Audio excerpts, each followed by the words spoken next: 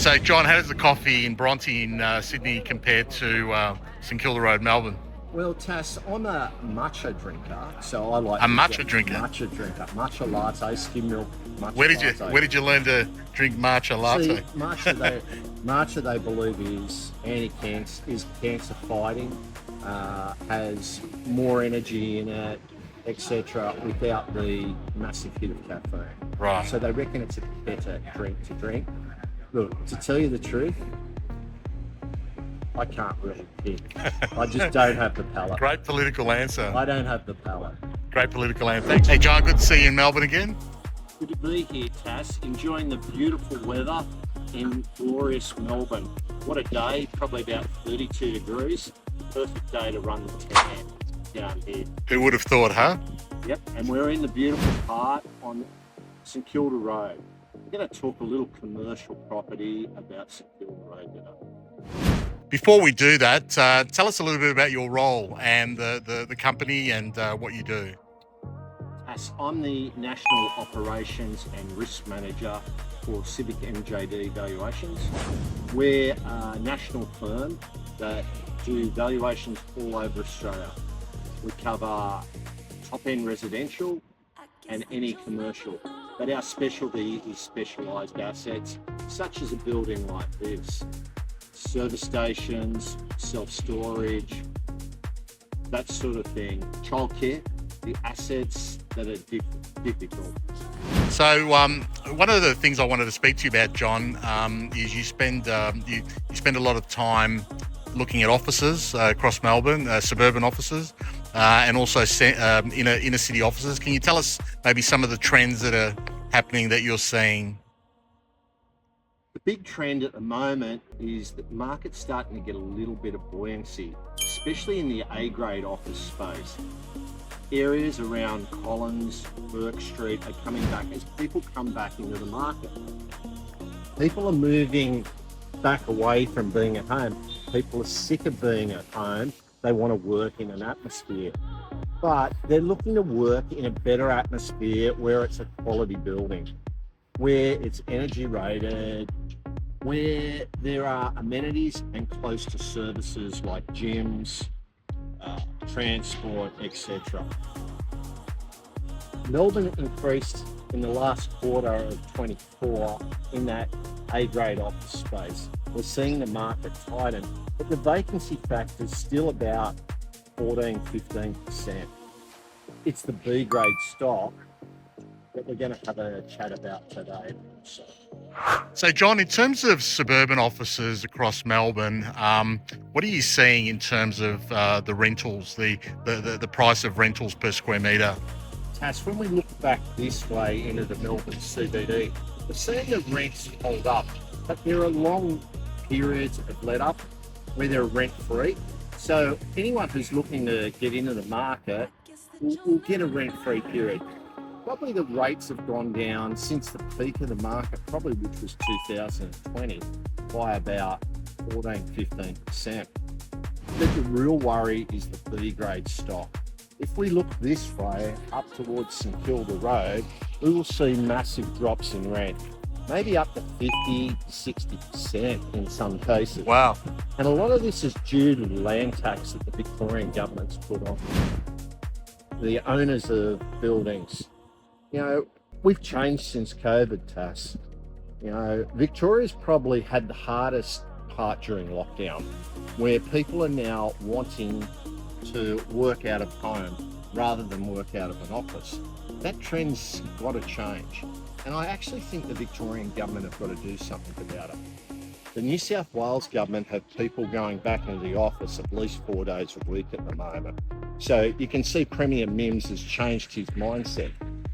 The Victorian Premier probably needs to mandate something similar to that with the public service. But is that going to take up the B-grade stock? Probably not. You know, B-grade is where the biggest drop has been. So, John, we talked a little bit about rents. How about overall values of office developments and office buildings? I think the big thing, Tass, is you've seen cap rates blow out. Where cap rates... What do you mean by blowing out? Well, gone from 5 to 8% in the cap rate. So what that's showing me is that rents have softened, cap rates are blowing out, and that makes values fall. So we've seen a fall in values because, you know, we can't get things to stack up to where they were in that 2020 period.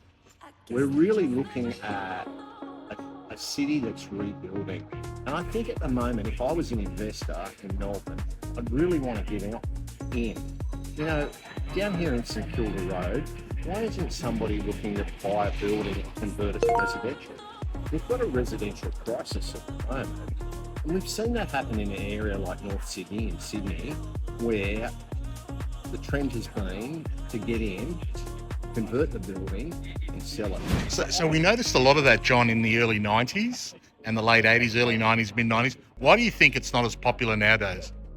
I just think the cost, Tass, building costs are so high at the moment that nothing is stacking up, and that's having an effect on a developer wanting to come in and rejig it. So those hurdle rates, talk about hurdle rates. The other thing, Tass, is that in an area like Melbourne, the popularity of the city is probably overpopulated with humans at the moment. Right. While you're seeing it in Brisbane, big growth in Brisbane, in the Olympic City. And when you look at it, net migration in Melbourne, no one's coming to Melbourne. Melbourne are moving to Brisbane or moving to Sydney, more so Brisbane. So Brisbane, Southeast Queensland is the flavour still. So that's where we're seeing more growth. But I really think that Melbourne is going to come on next 6 to 12 months. Whether you're buying top-end Sydney, residential, Melbourne commercial, Brisbane industrial, there is more international players coming into the market, especially with the dollar going under 62 cents this week. What that does is a foreign buyer can come in and now buy that top-end property to buy that commercial building in Collins Street, and it gives him more value with the dollar. So the exchange rate and the discounting that has happened in Melbourne over the last 12 months, the combination of both of those things are having a real impact. And I think in the commercial space, Tass, in say a Collins Street building or a Burke Street building, is the Asian money from China going to come back into that space?